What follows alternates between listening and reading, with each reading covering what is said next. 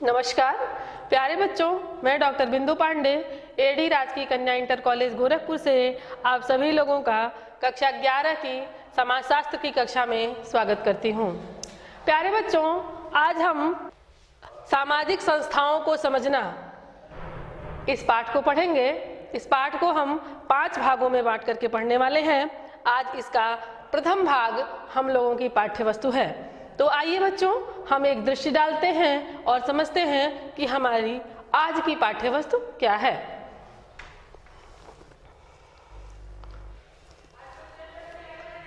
बच्चों, हमारे आज के जो मुख्य विचार बिंदु हैं वह है सामाजिक संस्था किसे कहते हैं। सामाजिक संस्थाओं के कितने प्रकार होते हैं, इसे हम आज के पाठ में समझेंगे। और जब हम सामाजिक संस्थाओं के प्रकार को समझ लेंगे तब हम परिवार संस्था को विशेष रूप से पढ़ेंगे। तो आइए बच्चों, हम सर्वप्रथम जानते हैं कि सामाजिक संस्था किसे कहते हैं।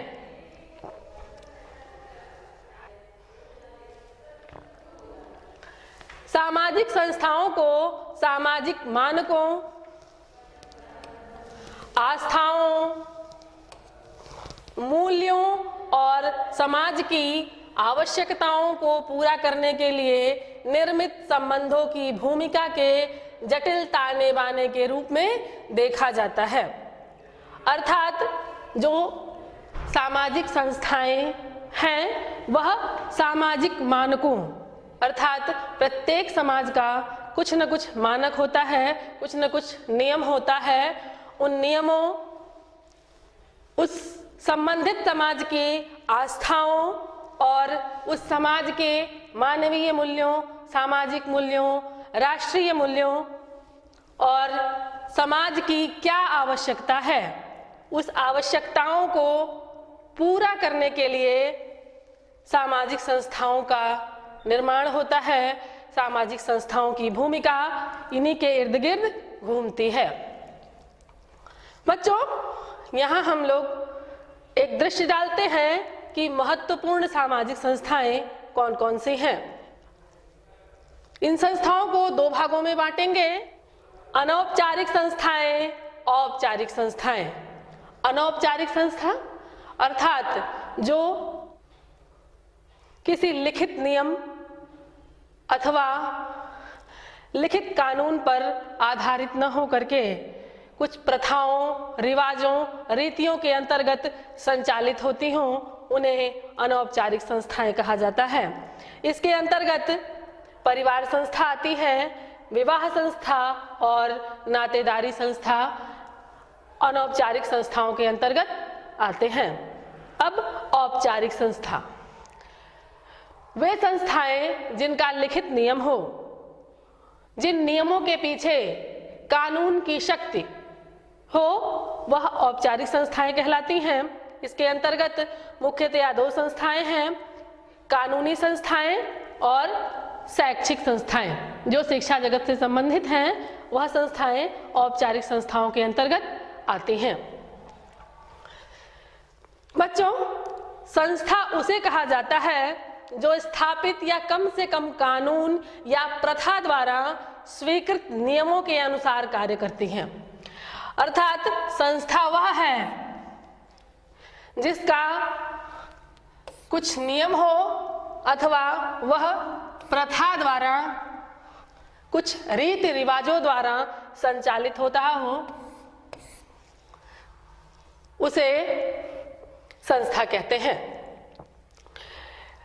और उसके नियमित तथा निरंतर कार्य संचालन को इन नियमों के काम जाने बिना समझा नहीं जा सकता है। अर्थात जिस संस्था का जो नियम है उसको जाने बिना उस संस्था के कार्य संचालन को हम नहीं समझ सकते हैं। ये संस्थाएं व्यक्तियों पर प्रतिबंध भी लगाती हैं और व्यक्तियों को अवसर भी प्रदान करती हैं। ये सामाजिक संस्थाएं सामाजिक जरूरतों को पूरा करने के लिए विद्यमान होती हैं। बच्चों, हम परिवार संस्था को देख लें, जिसे हम आज विशेष रूप से पढ़ने वाले हैं। तो हम सर्वप्रथम जानते हैं कि परिवार क्या होता है। मूल परिवार को औद्योगिक समाज की आवश्यकताएं पूरी करने वाली एक सर्वोत्तम साधन संपन्न निकाय के रूप में देखा जाता है। अर्थात जो औद्योगिक समाज है उसके लिए श्रम की उपलब्धता परिवार द्वारा ही होती है। ऐसे में परिवार में घर का एक सदस्य बाहर से कार्य करता है और दूसरा सदस्य घर व बच्चों की देखभाल करता है।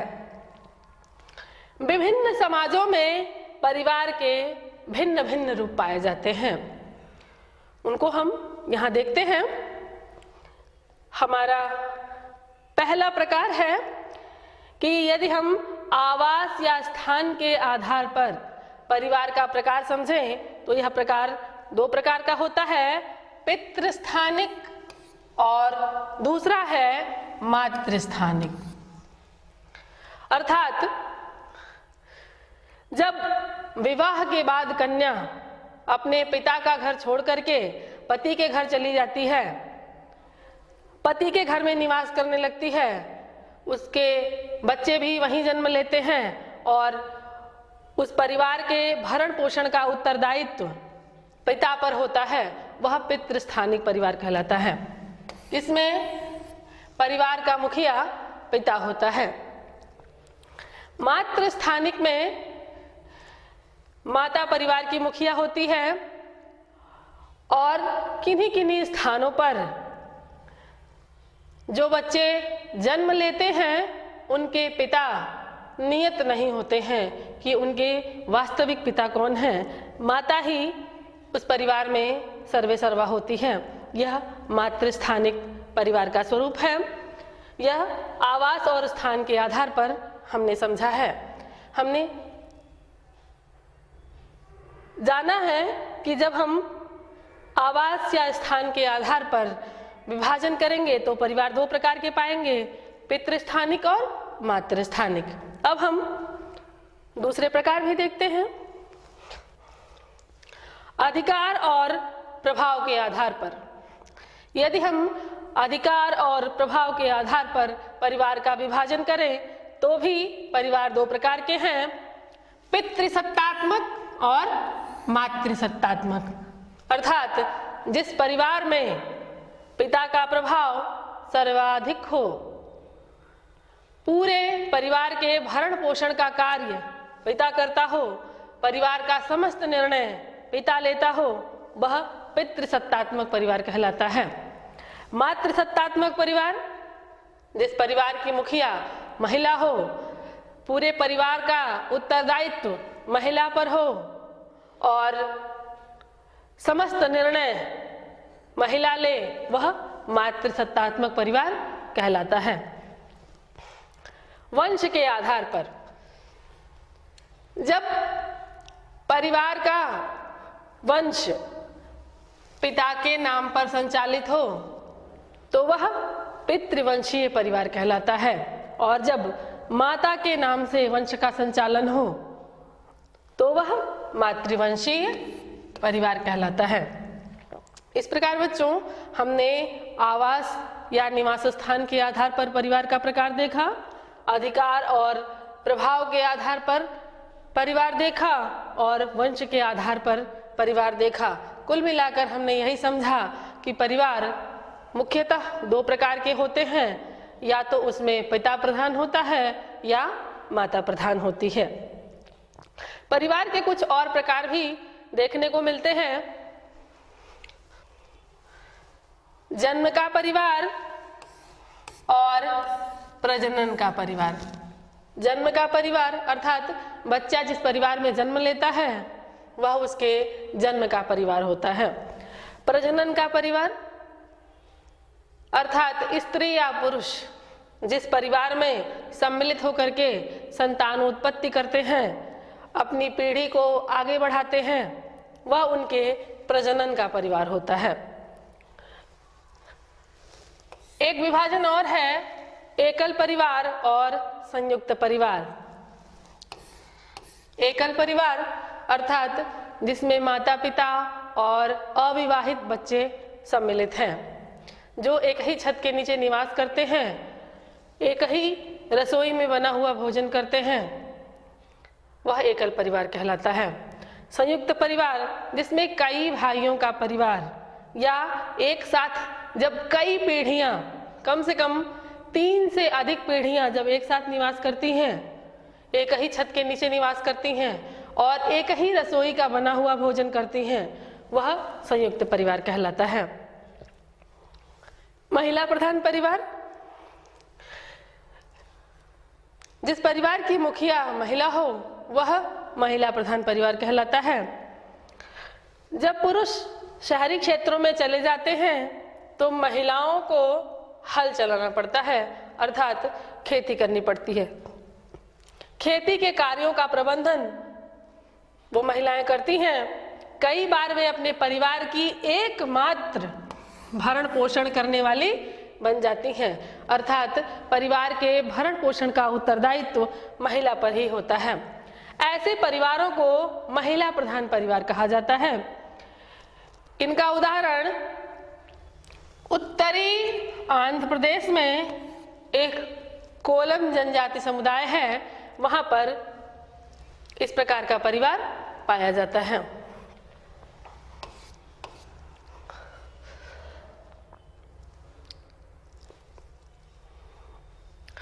बच्चों, परिवार पर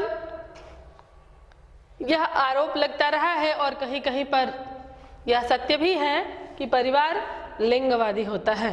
लिंगवादी होने से तात्पर्य है किसी लिंग विशेष को विशेष प्रश्रय मिलना और किसी लिंग विशेष को उपेक्षित करना। आज भी यही विश्वास है कि लड़का वृद्धावस्था में अभिभावकों की सहायता करेगा और लड़की विवाह करके दूसरे के घर चली जाएगी। इस तरह लड़कियों की उपेक्षा की जाती है।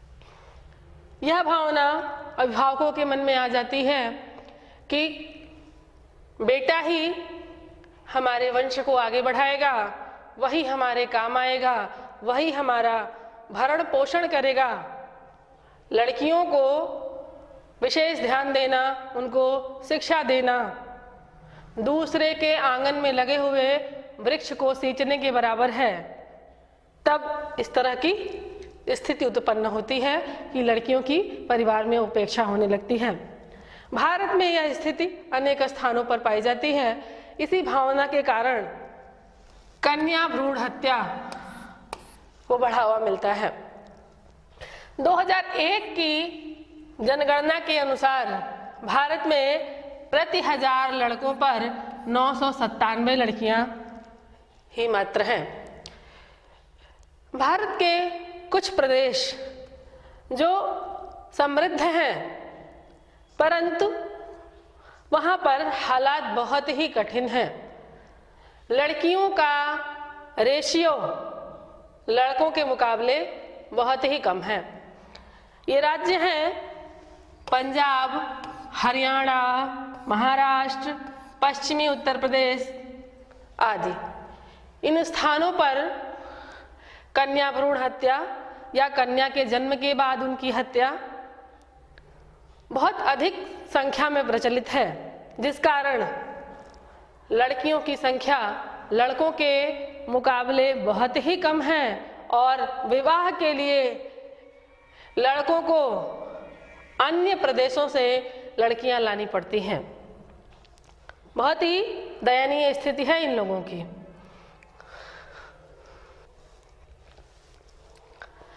बच्चों, हम परिवार को विभिन्न विद्वानों की दृष्टि से भी समझ लेते हैं कि जो हमारे विद्वान हैं वह परिवार किसे समझते हैं, उनकी दृष्टि में परिवार क्या होता है। हमारे एक बहुत ही प्रसिद्ध विद्वान हैं मैकाइवर। इनके अनुसार परिवार बच्चों की उत्पत्ति एवं पालन पोषण की व्यवस्था करने हेतु पर्याप्त रूप में निश्चित और स्थायी यौन संबंध से परिभाषित एक समूह है। मैकाइवर के अनुसार निश्चित और स्थायी यौन संबंध से परिभाषित अर्थात निश्चित व्यक्तियों के निश्चित संबंध से जो बच्चे उत्पन्न हुए हैं उन बच्चों की उत्पत्ति और उनके पालन पोषण की व्यवस्था करने हेतु जो समूह बना है उसे परिवार कहते हैं। इनके अनुसार पति पत्नी और बच्चे मिलकर परिवार बनाते हैं। एक दूसरे विद्वान हैं क्लेयर, इन्होंने भी यही कहा है कि परिवार पति पत्नी एवं बच्चों से निर्मित एक जैविक सामाजिक इकाई है, अर्थात परिवार में जैविक माता पिता और जैविक संतान निवास करते हैं। दूसरे हमारे अन्य विद्वान हैं वर्गेस एवं लाव, ये हमारे दूसरे अन्य विद्वान हैं। इनके अनुसार परिवार उन व्यक्तियों का एक समूह है जो विवाह, रक्त या गोद लेने के बंधनों से जुड़े हुए हैं, एक गृहस्थी का निर्माण करते हैं और पति पत्नी, माता पिता, पुत्र और पुत्री, भाई और बहन अपने अपने क्रमशः सामाजिक कार्यों, अंतःक्रिया एवं अंतः संचार करते हुए तथा एक सामान्य संस्कृति का निर्माण करते हैं। बहुत ही उत्तम परिभाषा इन्होंने दी है। इन्होंने इस तरफ ध्यान आकृष्ट किया कि हर परिवार की एक संस्कृति होती है, एक परिवार का नियम होता है और प्रत्येक परिवार में हर सदस्य का कुछ निर्धारित कार्य होता है, कुछ निर्धारित उत्तरदायित्व होता है। बच्चा उन सारे उत्तरदायित्वों को सीखते हुए अपने परिवार की संस्कृति में पलता बढ़ता है और एक सुयोग्य नागरिक बनता है। बच्चों, अब हम दृष्टि डाल लेते हैं कि परिवार की क्या विशेषता होती है। परिवार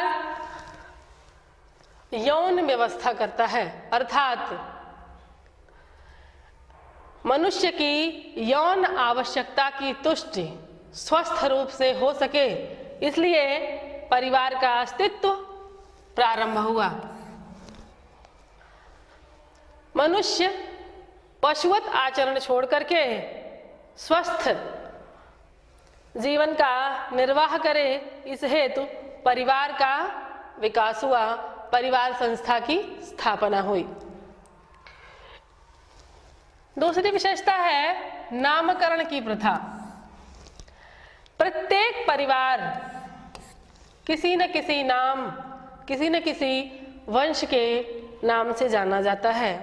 आपने इतिहास में भी सुना, चौहान वंश, परमार वंश, सिसोदिया वंश, ये एक परिवार का नाम है और यह नामकरण परिवार की विशेषता है।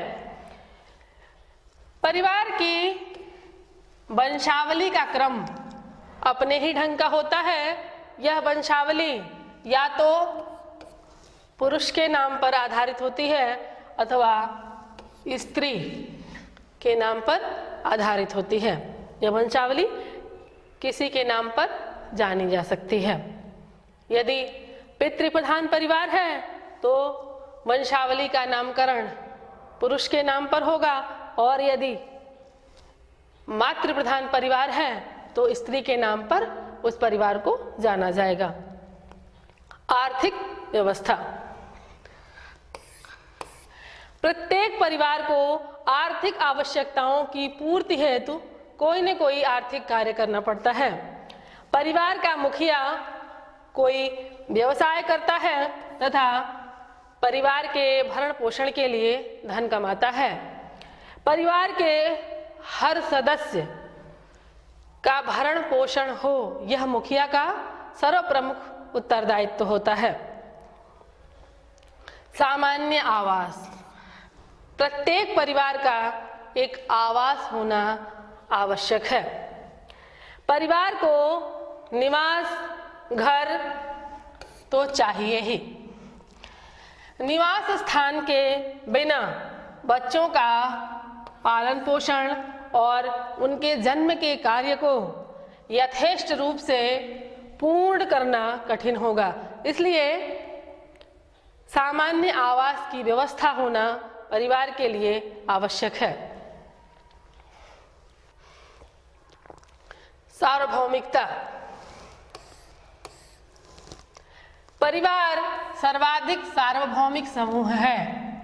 मानव इतिहास में यह सर्वप्रथम संस्था है। कोई भी समाज अथवा संस्कृति ऐसी नहीं होगी जिसमें परिवार का कोई न कोई रूप या परिवार का अस्तित्व न रहा हो। हर संस्कृति में, हर काल में परिवार का अस्तित्व रहा है, परिवार का स्वरूप रहा है। भावनात्मक आधार। परिवार जो है यह समाज की मौलिक इकाई है। यह यौन संबंध, संतानोत्पादन, मातृवात्सल्य तथा पैतृक संरक्षण की मूल प्रवृत्तियों पर आधारित है। परिवार में स्त्री पुरुष के स्वस्थ यौन संबंध स्थापित होते हैं। संतान का जन्म होता है। संतान को मातृवात्सल्य और पिता का संरक्षण प्राप्त होता है। यह परिवार की मूल प्रवृत्तियां हैं। सीमित आकार। परिवार एक सीमित स्वरूप में होता है। परिवार की जो संस्था है उसका एक सीमित स्वरूप होता है, क्योंकि इसकी सदस्यता जन्म मूलक होती है। रचनात्मक प्रभाव। परिवार का जो सकारात्मक या नकारात्मक स्वरूप होगा उसका उसके सदस्यों पर काफी प्रभाव पड़ता है। परिवार व्यक्तियों के चरित्रों को ढालता है। परिवार व्यक्ति के व्यक्तित्व की संरचना को प्रभावित करता है।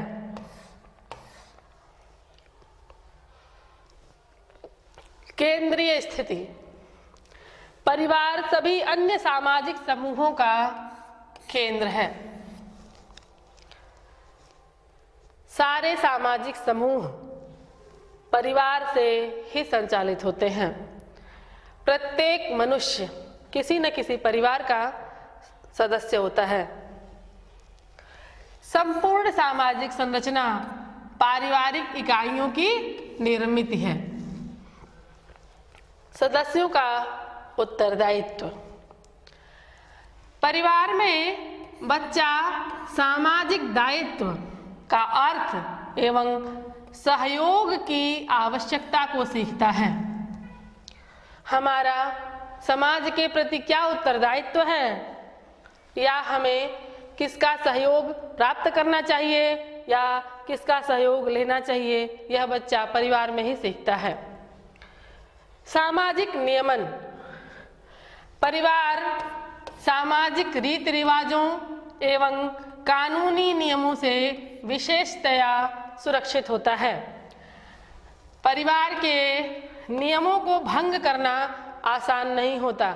जिस परिवार का जो नियम है उस नियम को तोड़ना बच्चे के लिए या परिवार के किसी भी सदस्य के लिए आसान नहीं होता। परिवार संस्था की व्यवस्था क्यों? बच्चों, हम ये जान लें कि परिवार संस्था की व्यवस्था करने की क्या आवश्यकता है। पहली आवश्यकता तो है कि लैंगिक आवश्यकता की तुष्टि। यह परिवार का सर्वप्रथम और अनिवार्य कार्य है।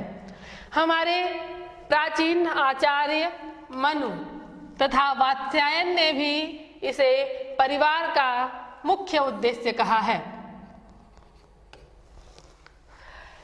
संतानोत्पत्ति तथा पालन पोषण, प्रजाति की निरंतरता को स्थिर बनाए रखना, हमारी प्रजाति सुरक्षित संरक्षित रहे, इस हेतु परिवार का होना बहुत आवश्यक है।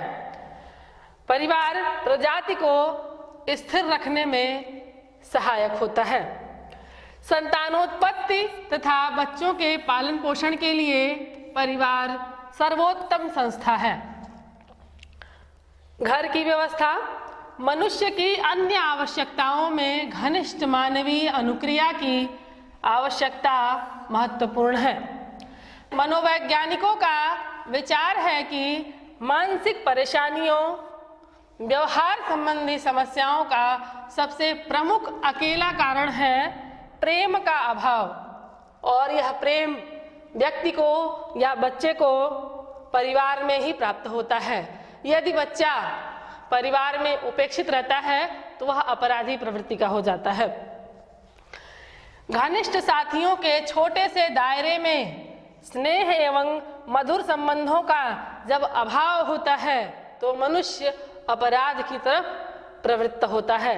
इसलिए घर की व्यवस्था होना, घर का प्रेममय वातावरण होना बहुत अनिवार्य है। स्वास्थ्य संबंधी आवश्यकता, बच्चों को या परिवार के सदस्यों को स्वास्थ्य की देखभाल के लिए परिवार की आवश्यकता होती है। नागरिक बनाना, परिवार जो है नागरिक गुणों की पाठशाला है। बच्चा परिवार में ही प्रेम, सहयोग, त्याग, आज्ञा पालन, अनुशासन आदि गुणों को सीखता है और इन गुणों को सीख करके एक सभ्य और अच्छा नागरिक बनता है। समाजीकरण, परिवार सामाजिक रीति रिवाजों का ज्ञान कराता है। यह अपने सदस्यों पर सामाजिक नियंत्रण रखता है, जिससे संगठित समाज की स्थापना में सहायता मिलती है और परिवार संस्कृति का भी रक्षक होता है। बच्चों, अब हम इस पाठ पर आधारित अभ्यास प्रश्न को देख लेते हैं। अभ्यास प्रश्न, हमारा पहला प्रश्न है परिवार का अर्थ और स्वरूप लिखिए। दूसरा प्रश्न, परिवार के प्रकार का विश्लेषण करिए। और तीसरा प्रश्न है परिवार का क्या सामाजिक महत्व है। बच्चों, आशा है आपको यह पाठ समझ में आ गया होगा। शेष हम अगली कक्षा में पढ़ेंगे। धन्यवाद।